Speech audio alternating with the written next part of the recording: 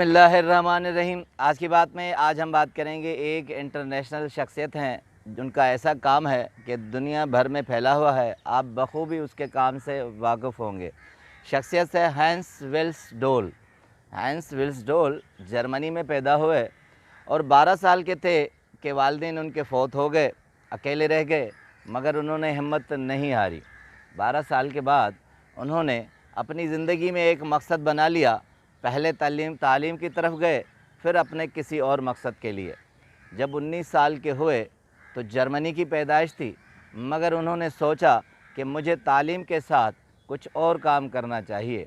अपने दोस्त के वालिद की घड़ियों की कंपनी में काम करना शुरू किया। उसके बाद हैंस को लगा कि जैसे जैसे वो मैच्योर होते गए, तालीम से वाबस्ता होते गए, तो उन्होंने अपने काम की तरफ दिलचस्पी लेना शुरू कर दी। फिर उन्होंने एक और घड़ियों की कंपनी में काम करना शुरू किया। जर्मनी से मूव करके माइग्रेट होकर वो लंदन चले गए। लंदन में आहिस्ता आहिस्ता घड़ियों का काम सीख लिया, एक्सपर्ट हो गए, उसी काम से वाबस्ता रहे, उसी काम में लगे रहे।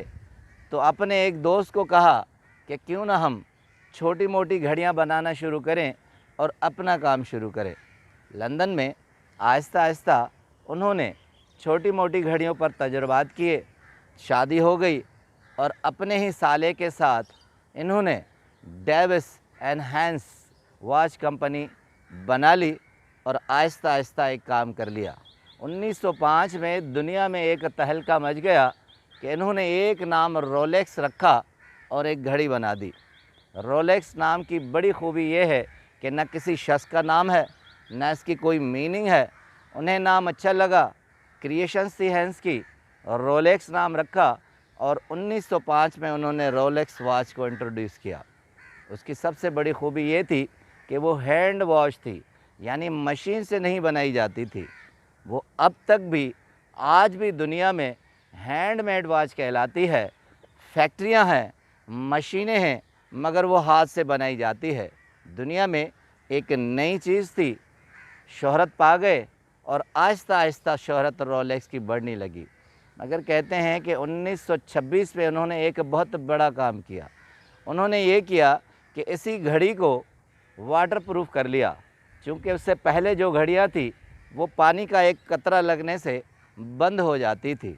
1926 में इन्होंने ऐलान कर दिया कि आप चाहे पानी की कितनी भी गहराई में रोलेक्स को रह जाए, वो बंद नहीं होगी। यानी दुनिया की रोलेक्स वो वाहिद कंपनी थी, पहली कंपनी थी, वॉच थी, जिसने वाटर प्रूफ घड़ी ईजाद की। उसके बाद कहते हैं कि उन्होंने 1926 के बाद एक तजर्बा किया कि समंदर की 100 फीट गहराई में रोलेक्स को ले गए और उसके बाद जब ऊपर लाया गया तो वो घड़ी बंद नहीं हुई। ये दुनिया के लिए एक नई चीज़ थी। उसके बाद दूसरा तजर्बा किया गया कि इसे किसी वक्त भी बंद नहीं होना चाहिए। सेकंड वर्ल्ड वार में रोलेक्स वॉच ने बहुत बड़ी शोहरत पाई। जंगी कैदी हों, जंग हो, धमाके हों, तोपें हों, कहीं भी हो, घड़ी कितनी भी रफ्तार से किसी के हाथ से छूट गई या धमाके में किसी से आगे निकल गई, मगर जहाँ भी गिरी 1 सेकंड का भी फ़र्क नहीं आया। उसके बाद हैंस ने दूसरा तजुर्बा किया, दुनिया में नई चीज़ दी कि उस घड़ी में डेट और टाइम दे दिया, डे एंड टाइम।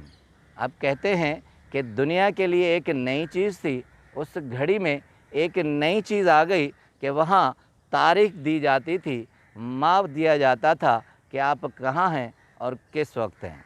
उसके बाद उन्होंने अपना काम रोका नहीं। ये दुनिया की वाहिद घड़ी है जिसमें हीरे लगाए जाते हैं, डायमंड लगाए जाते हैं। आज भी दुनिया में सबसे कीमती घड़ी कहते हैं, महंगी से महंगी घड़ी रोलेक्स है। इस वक्त अगर देखा जाए तो $1.5 लाख से लेकर कहते हैं $70 लाख तक रोलेक्स दुनिया में सेल की जाती है।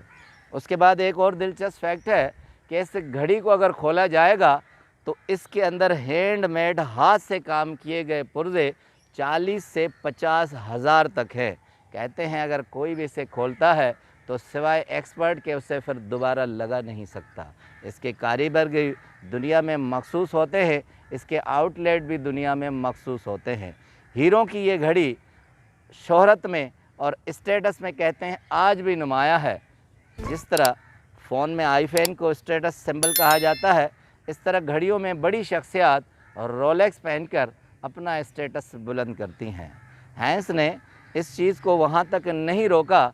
एक और मुनफरद बात कि 1953 में एडमंड हिलरी, जिन्होंने माउंट एवरेस्ट सर किया था, कहते हैं माउंट एवरेस्ट की आखिरी बुलंदी तक वो रोलेक्स पहने हुए था। इतनी सख्त सर्दी में भी कहते हैं जब आखिरी मकाम पर पहुंचा तो रोलेक्स घड़ी ने 1 सेकंड का भी फ़र्क नहीं दिया था। दुनिया ये जान गई कि चाहे समंदर की कितनी भी गहराई हो और आसमान पहाड़ की कितनी भी बुलंदी हो, सर्दी हो, पानी हो, मगर रोलेक्स में 1 मिनट का भी फ़र्क नहीं आता। अब आते हैं हैंस विल्क की तरफ कि वो ज़िंदगी में एक ही काम करना चाहते थे, ज़िंदगी में एक ही मकसद उन्होंने लिया था और कोई काम उन्होंने नहीं किया था। जिस मकसद को लेकर चले थे उसी मकसद को लेकर चले। लंदन में टैक्सेस ज़्यादा हो गए, सेकंड वर्ल्ड वार के बाद बड़े मसाइल आ गए, मगर उन्होंने फिर उसके बाद स्विट्ज़रलैंड में अपनी कंपनी का हेड ऑफिस खोल लिया और लंदन को गुड बाय कर लिया। उसके बाद उन्होंने सिस्टर कंपनी ट्यूडर को भी इंट्रोड्यूस किया, मगर रोलेक्स कहते हैं कि स्विस वॉच में, स्विट्ज़रलैंड की घड़ियों में आज भी दुनिया में नुमाया है। उसके बाद एक मुनफरद बात ये है कि अगर आप गूगल पे भी सर्च करेंगे, आपको ये लिखा आएगा कि नॉन प्रॉफिटेबल कंपनी, ये अपनी 70% ज़्यादा प्रॉफिट से भी ये चैरिटी कर देती है और ये किसी को दे देती है। ये डेडिकेशन होती है, अपने लिए प्रॉफिट नहीं रखती। रोलेक्स दुनिया का वो नाम जिसका कोई मकसद नहीं है, जिसकी कोई मीनिंग नहीं है, किसी शख्सियत पे नहीं है। वो चाहते तो अपने नाम हैंस से वाबस्ता कर सकते थे, मगर एक खूबसूरत नाम दे दिया। टाइम मैगज़ीन ने लिखा था, इसका लोगो क्राउन है। आप घड़ी के अंदर देखेंगे ताज बना हुआ है, लिखा था behind the main of crown is golden, यानी क्राउन के पीछे जो शख्स है वो सोना है।